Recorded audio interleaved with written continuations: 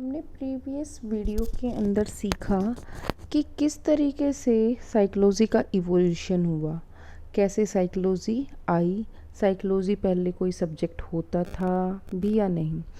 लेकिन इस वीडियो में हम पढ़ेंगे कि जो साइंटिफिक एटीट्यूड है उसके क्या मायने हैं, या फिर किसी प्रॉब्लम सॉल्विंग के लिए क्या साइंटिफिक मेथड्स यूज़ हो सकते हैं और इसको एग्ज़ाम में कैसे पूछा जाता है।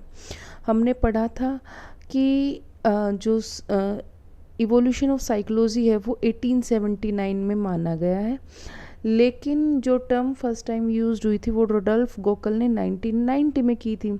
अब अगर बात करें कि जो साइंटिफिक एटीट्यूड होता है या वैज्ञानिक दृष्टिकोण होता है वो क्या होता है, मैंने इसके बारे में प्रॉपर ढूंढ के लिखा है कि जब हम किसी भी स्थिति या किसी भी सिचुएशन के बारे में उसके कोज और इफ़ेक्ट पर सोचते हैं तो वो होता है उसका साइंटिफिक एटीट्यूड।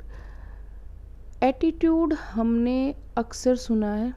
एटीट्यूड का कई बार इंग्लिश में कुछ लोग तेवर एक सेंस में एक मीनिंग निकालते हैं, लेकिन अगर हम अपनी टीचिंग और लर्निंग में बात करें तो एटीट्यूड जो होगा वो होगा हमारा, जैसे साइकोलॉजी में जो टीचिंग एप्टीट्यूड, टीचिंग एटीट्यूड, तो वो एटीट्यूड क्या है, उसका जो पढ़ाने का मेथड है, मेथडोलॉजी है, ठीक है, उसका जो दृष्टिकोण है, ठीक है, उसका जो नज़रिया है कि हम कैसे पढ़ाते हैं, यही तो पूछा जाता है टीचिंग एटीट्यूड में।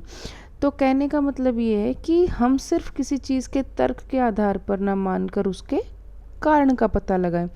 और अब तर्क और कारण में डिफरेंस होता है, ये दोनों अलग अलग टर्म्स होती हैं। रीज़न तो वो होता है कि जिसकी वजह से कोई हैपनिंग हुई है, और तर्क हम एज़ यूजुअल कोई बात बोल देते हैं। फिर कह रहा है कि जो साइंटिफिक मेथड्स होते हैं किसी भी समस्या का विशिष्ट समाधान यानी कि स्पेशल स्टेप बाय स्टेप्स को से किया जाए।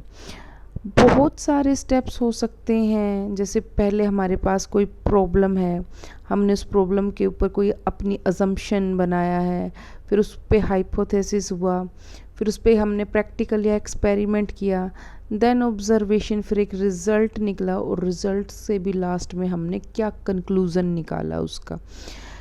इसके अलावा जो ये हम पढ़ रहे हैं, इसके अलावा अगर एग्ज़ामिनर हमसे क्वेश्चन पूछता है, ठीक है, तो हमें पता होना चाहिए, पहले तो हमें ये पता होना चाहिए कि भाई अजम्पशन और हाइपोथेसिस में क्या डिफरेंस होता है।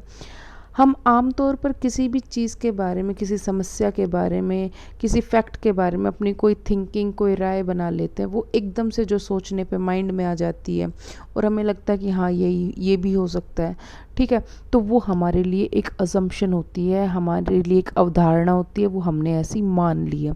लेकिन जो हाइपोथेसिस होता है, ये हाइपोथेसिस ही वो चीज़ें होती हैं जो आगे चल के थ्योरी का रूप लेती हैं, अगर ये 100% वर्ल्ड में कहीं भी अपने आप को प्रूव कर पाती हैं तो। लेकिन कोई थ्योरी, कोई हाइपोथेसिस तब तक थ्योरी नहीं बनता जब तक कि उसका पास होना या उसका फेलियर हमें पता ना हो। अगर वो पास हुई तो डेफिनेटली वो बाद में चीज़ चल के आगे थ्योरी बन जाती है।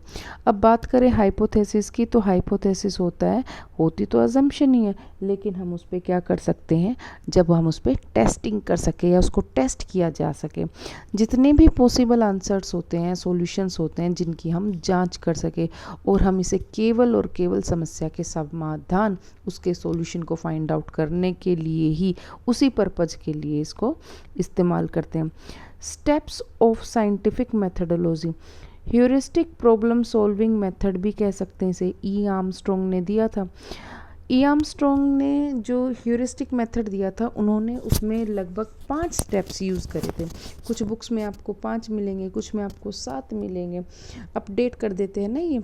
तो जो 5 स्टेप्स होते हैं उनका ऑर्डर बहुत इम्पोर्टेंट है।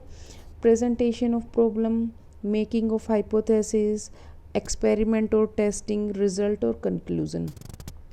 ऑर्डर हमेशा यही रहेगा। एक्सपेरिमेंट के बाद हमेशा ऑब्जर्वेशन, ऑब्जर्वेशन के बाद रिजल्ट और कंक्लूजन सबसे लास्ट स्टेप होता है। इसके बीच में कोई भी ऑर्डर में, जैसे एनालिसिस, जनरलाइजेशन, क्लासिफिकेशन, कोई भी चीज़ हम इसमें फिट कर सकते हैं, ठीक है। जैसे कुछ को आदत होती है ना, वो प्रॉब्लम को पार्ट्स में डिवाइड कर करके शॉर्ट आउट करता है। इसमें इतना ही पूछा जाएगा। हमें स्टेप्स ऑफ साइंटिफिक मेथड का पता होना चाहिए। ह्यूरिस्टिक या प्रॉब्लम सॉल्विंग मेथड के नाम से जानते हैं, ई आर्मस्ट्रॉन्ग ने दिया था। इसके 5 जो स्टेप्स होते हैं या इसका जो मेन जो ऑर्डर होता है वो हमें पता होना चाहिए। ओके।